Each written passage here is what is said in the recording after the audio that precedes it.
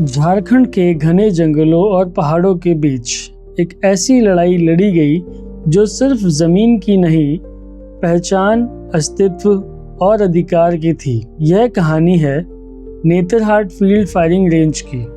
Netarhat field firing range एक सेना परियोजना जिसकी शुरुआत 1950 के दशक में हुई और 1964 से यहाँ सेना की तोपों की गूंज सुनाई देने लगी।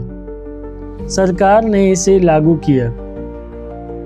युद्धाभ्यास फील्ड फायरिंग रेंज और तोपखाना अभ्यास अधिनियम 1938 के तहत शुरुआत में कुछ गांव, लेकिन बाद में बढ़कर लगभग 245 गांव और 1470 किलोमीटर के क्षेत्र इस दायरे में आ गए।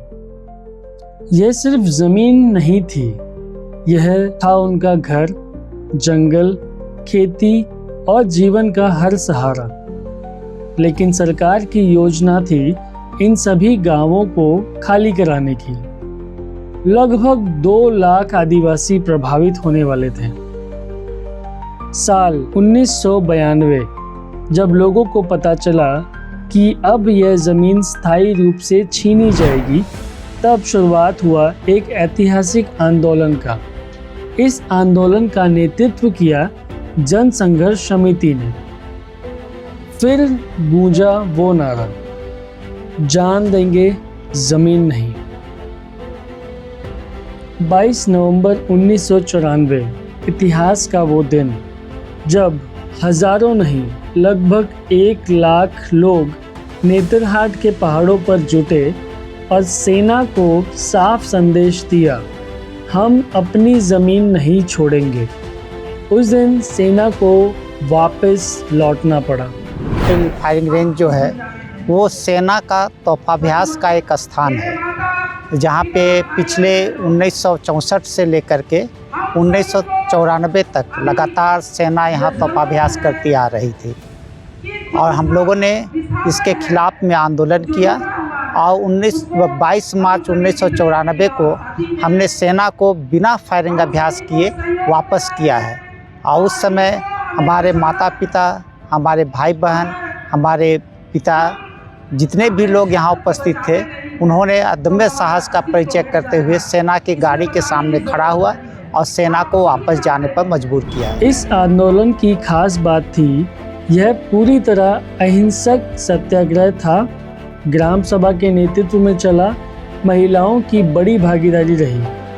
हर साल 22-23 मार्च को संकल्प दिवस मनाया जाने लगा और इस साल भी 2026 में मनाया जा रहा था।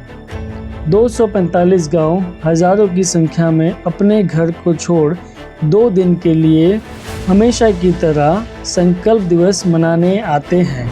मैं 98 में आई थी पकड़ीपाट। हाँ, हम 98 से हम लोग जुड़े हैं उसमें। हर बार जब मीटिंग होते समय हम लोग को बुलाया जाता था, हम लोग जाते थे। कभी पकड़ीपाट में, कभी चोरमुंडा में, कभी उधर उस जगह में सब था। जहाँ हम निकट होते थे मैं जाती थी।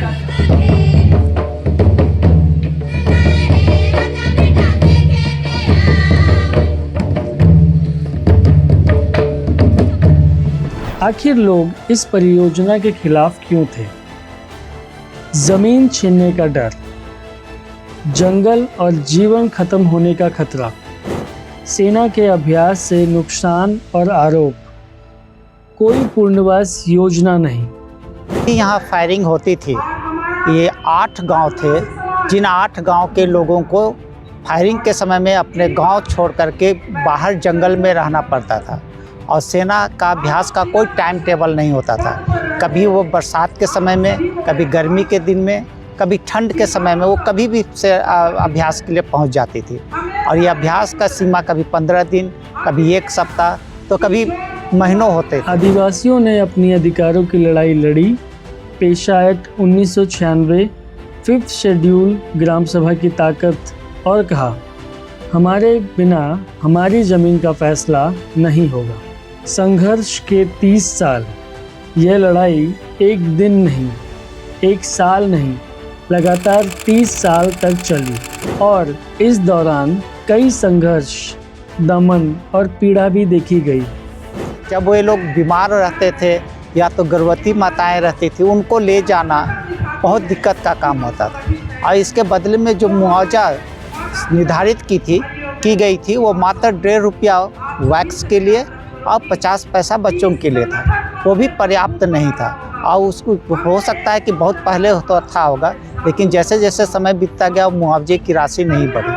और सबसे ज़्यादा तो है कि उस समय में जिस तरह की अमानवीय घटनाएं घटी सेना के द्वारा, उसमें सामूहिक बलात्कार से 2 महिलाओं की डेथ की सूचना है। दूसरा ये है कि 38 महिलाओं के साथ सामूहिक बलात्कार हुआ था। और इसके साथ ही साथ कई ऐसे लोग जो गोलाबारी अभ्यास होता था उसमें गोला गिरने से, उसके लगने से कई लोग मरे भी थे और कई लोग घायल भी थे। तो ये तमाम घटनाएं जो हैं वो निश्चित तौर पर है कि यहाँ के लोगों में आक्रोश का सबसे बड़ा कारण है। आधिकारिक आंकड़ों में मौतों का स्पष्ट डेटा नहीं है, लेकिन स्थानीय लोग कई घटनाओं का जिक्र करते हैं। फिर आया वो साल 2022 जब झारखंड सरकार ने फैसला लिया नेतरहाट फायरिंग रेंज को दोबारा नोटिफाई नहीं किया जाएगा। अभी ये है कि हेमंत सोरेन सरकार ने 17 अगस्त 2022 को नेतरहाट फील्ड फायरिंग रेंज का अधिसूचना विस्तार पर, अवधि विस्तार पर रोक लगाने की घोषणा की है। और इस घोषणा के बाद हमें थोड़ा राहत मिला है, लेकिन हम ये चाहते हैं कि ये जो फायरिंग रेंज है, ये फायरिंग रेंज परमानेंट तौर पर रद्द हो।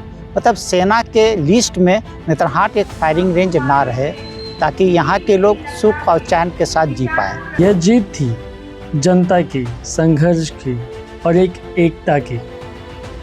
लेकिन एक सवाल आज भी बाकी है। जब 2022 में फैसला हो गया था तो आंदोलन आज भी क्यों जारी है? क्योंकि नोटिफिकेशन खत्म हुआ लेकिन ज़मीन पूरी तरह मुक्त घोषित नहीं हुई।